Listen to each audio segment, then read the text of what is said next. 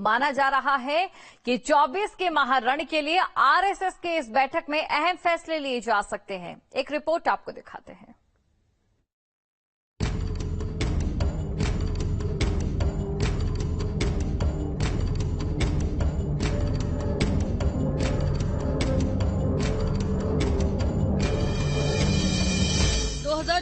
का महाप्लान, आरएसएस के हार्ट कमान, मिशन 80 पर जोर, बीजेपी का होगा शोर। 2024 के लिए बीजेपी की अपनी तैयारी तो चल रही है, लेकिन इसी बीच संघ भी जमीन पर अपनी प्लानिंग में जुट गया है। लखनऊ में होगा महामंथन। यूपी के नजरिए और लोकसभा चुनाव के लिहाज से लखनऊ में आरएसएस की सबसे बड़ी बैठक होने वाली है। 19 और 20 सितंबर को होगी आरएसएस की समन्वय समिति की अहम बैठक।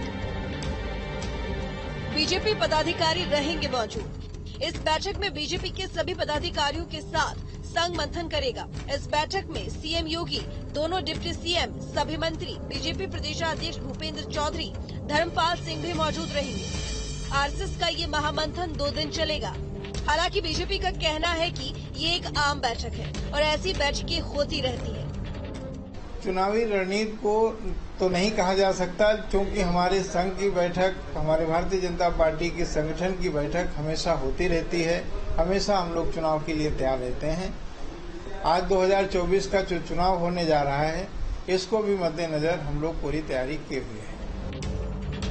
वहीं समाजवादी पार्टी का कहना है कि आरएसएस की इस बैठक में फेक न्यूज का एजेंडा तैयार किया जाएगा। देखिए, भारतीय जनता पार्टी और संघ अपनी बैठकें करता है। बैठकों का एजेंडा ये होता है कि किस प्रकार से समाज में फेक न्यूज फैलाया जा सके, किस प्रकार से समाज और प्रदेश देश को गुमराह किया जा सके। समाजवादी पार्टी सच बताने का काम करती है। उनकी जो झूठी न्यूजें हैं, झूठी खबरें हैं, उनका पर्दाफाश करने का काम करती है। आज उत्तर प्रदेश और देश को विभाजन करके भारतीय जनता पार्टी विनाश की ओर ले गई है, जो किसी से छुपा नहीं है। आज लोग नौकरियों को भटक रहे हैं, महंगाई चरम पे है, लेकिन उसके ऊपर कोई ठोस नीति भारतीय जनता पार्टी नहीं लेके आई। लगातार बैठकें होती हैं और बैठकें और इस प्रकार के संगठन के बदलाव जिसकी आप बात करें, वो तब किए जाते हैं जब संगठन मानता है कि कमियां हैं और वो हार रहे हैं। निश्चित रूप से 2024 के चुनाव में जनता उन्हें बाहर का रास्ता दिखाने जा रही है। अब चाहे जितने बदलाव कर दिए जाए, उसका कोई मायना नहीं है। 2024 को लेकर आरएसएस और बीजेपी की जुगलबंदी अपने टास्क पर जुट गई है। आपको बताते हैं कि ये काम कैसे करते हैं। बीजेपी और उसके मातृ संगठन आरएसएस की संरचना का तालमेल ऐसा है मानो कोई कॉर्पोरेट सिस्टम हो। बीजेपी की ताकत उसकी सांगठनिक संरचना ही नहीं है, कामयाबी की कहानी का सबसे मजबूत किरदार राष्ट्रीय स्वयंसेवक संघ है।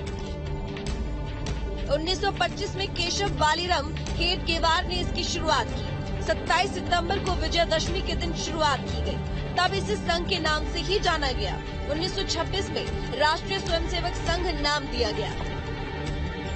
आज बीजेपी और संघ एक दूसरे के पूरक है। संघ जमीनी स्तर पर सीधे समाज के विभिन्न तबकों से जुड़कर कार्य करता है और बीजेपी राजनीतिक तौर पर मिशन में जुट गई है। संघ अपनी शाखाओं के जरिए हर जिले, ब्लॉक, मंडल में एक्टिव है। राजनीतिक दलों में जहां सदस्य बनने के लिए सदस्यता लेनी होती है, संघ में ऐसा कोई नियम नहीं है।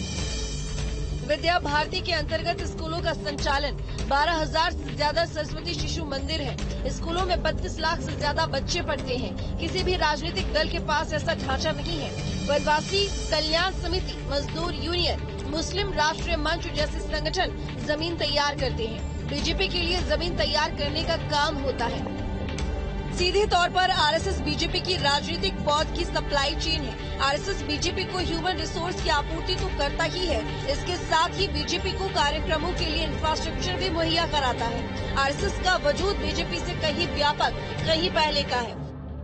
बीजेपी और आरएसएस की यही जोड़ी आज देश में सत्ता की नई पटकथा लिख चुकी है और यही आरएसएस अब बीजेपी के लिए यूपी में मिशन 80 को फतह करने का महा प्लान बना रही है। Team news state.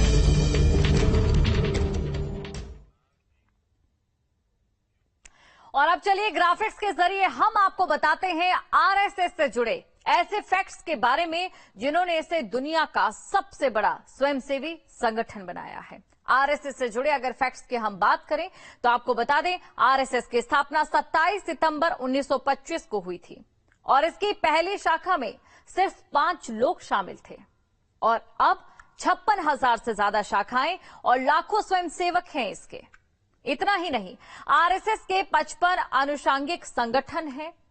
इनमें सेवा भारती, विद्या भारती, संस्कार भारती और बजरंग दल भी शामिल हैं। आरएसएस की क्लास शाखा कही जाती है, जो क्लास लगती है उसे शाखा कहा जाता है। संघ की प्रार्थना संघ वत्सले 1940 से गाई जा रही है और इससे पहले एक श्लोक मराठी और एक श्लोक हिंदी में गाया जाता था। आरएसएस के प्रचारक को संघ के लिए काम करते समय तक अविवाहित रहना होता था।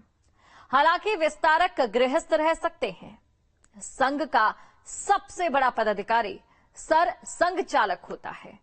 कार्यभार से मुक्त होने से पहले सर संघ चालक अपने उत्तराधिकारी की घोषणा भी करता है।